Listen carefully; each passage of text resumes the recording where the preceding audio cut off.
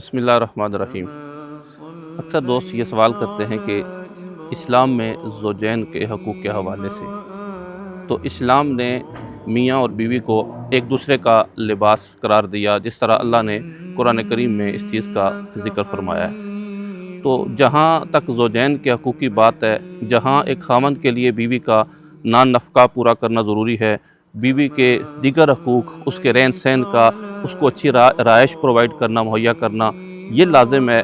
جہاں بیوی کے لیے اس کی جتنی بھی زندگی کی ضروریات ہیں وہ پوری کرنا ضروری ہے، وہاں ایک خاوند کے لیے بیوی کی جو جنسی خواہش ہے اس کا پورا کرنا بھی ضروری ہے۔ اگر دین اسلام کا مطالعہ کیا جائے تو اللہ تعالیٰ نے قرآن کریم میں اس کا حکم بھی ارشاد فرمایا کہ تم اپنی بیویوں کو اچھائی کے ساتھ بالمعروف، یعنی اچھائی کے ساتھ ان کو رکھو، ان کی جو ضروریات ہیں، ان کی جو حقوق ہیں، ان کو پورا کرو۔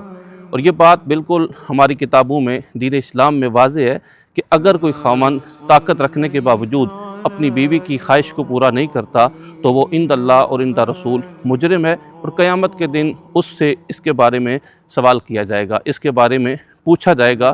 اس چیز کا اللہ اور اس کے رسول نے حکم دیا کہ ایک مرد کے لیے، ایک خاوند کے لیے ضروری ہے کہ وہ اپنی بیوی کے جو حقوق ہیں ان کو پورا کرے۔ جہاں ایک خاوند کے لیے بیوی کے حقوق کو پورا کرنا ضروری ہے، وہاں رسول کریم صلی اللہ علیہ وآلہ وسلم نے ایک موقع پر ارشاد فرمایا۔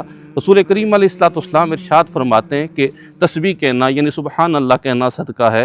حضور فرماتے ہیں اسی طرح تکبیر کہنا، اللہ اکبر کہنا صدقہ ہے۔ اسی طرح حضور فرماتے ہیں لا الہ الا اللہ کہنا، یہ بھی صدقہ ہے۔ حضور فرماتے ہیں نیکی کا حکم دینا، برائی سے روکنا، یہ بھی صدقہ ہے۔ اور یہاں تک کہ حضور نے فرمایا کہ اگر تم میں سے کوئی بندہ اپنی بیوی کے ساتھ حقوق زوجیت ادا کرتا ہے تو یہ بھی صدقہ ہے۔ تو صحابہ نے عرض کیا یا رسول اللہ، کیا کوئی بندہ اپنی خواہش کو پورا کرنے کے لیے اگر یہ کام کرے گا تو پھر بھی صدقہ ہے؟ تو رسول کریم صلی اللہ علیہ وآلہ وسلم نے ارشاد فرمایا، حضور فرماتے ہیں یہ بتاؤ کہ اگر تم میں سے کوئی بندہ یہ کام حرام ذریعے سے کرے تو کیا اس پہ گناہ ہوگا؟ تو انہوں نے عرض کیا بالکل یا رسول اللہ۔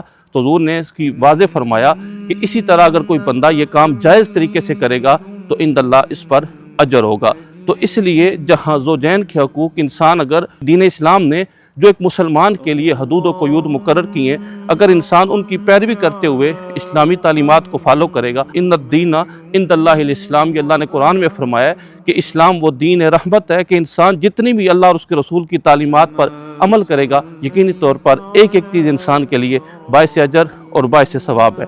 اور یہاں تک کہ دیکھیں کہ رسول کریم علیہ السلام نے جب ان حقوق کی بات کی تو حضور علیہ السلام نے فرمایا کہ اگر کوئی مرد اپنی بیوی کو بلاتا ہے اپنی ضرورت کے لیے اور اسے کوئی شرعی عذر نہیں ہے، وہ بیمار نہیں ہے، کسی اعتبار سے اسے کوئی شرعی عذر نہیں ہے، تو حضور فرماتے ہیں کہ اگر تنور پہ روٹیاں لگائی ہوئی ہیں اور روٹیاں جل بھی جائیں تو وہ اپنے خاوند کی تابعداری کے لیے حاضر ہو جائے، خاوند کی تابعداری کے لیے آ جائے۔ یعنی اس قدر رسول کریم علیہ السلام نے ان چیزوں کو واضح بیان فرمایا ہے، اور ان چیزوں کا رسول کریم علیہ السلام نے حکم ارشاد فرمایا ہے۔